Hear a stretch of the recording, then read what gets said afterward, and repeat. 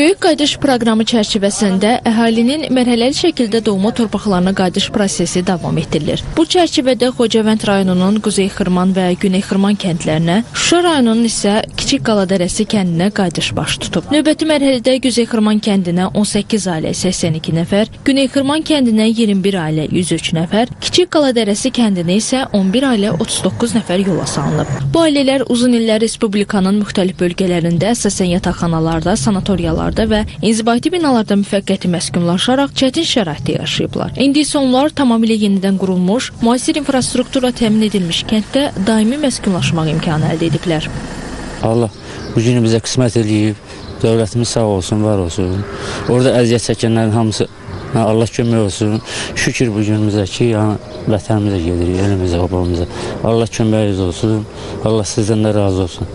Cəmaatımıza, millətimizə bir də müharibə göstərməsin, yaxşı sulh olsun, qələbə olsun, həmişə belə baxaq, sevinək. Şuşa rayon Qaladərəsi kəndinə köçürəm.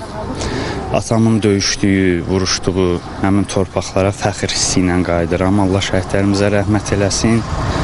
Biz onların sayəsində bugün öz doğma torpaqlarımıza qayıdırıq, vətənimizi bərpa eləməyə, orada yenidən canlanma yaratmağa qayıdırıq. Dövlətimizə bugün bizim üçün belə bir şərait yaratdığı üçün təşəkkür edirik. Başda Ali Baş Komandanımız olmaqla Qaçqın və Məcburi Köçkünlər üzrə Dövlət Komitəsinin rəhbəri Rövşən Rızayevə təşəkkürümüzü bildirir və onun komandasına, nümayəndəliyə.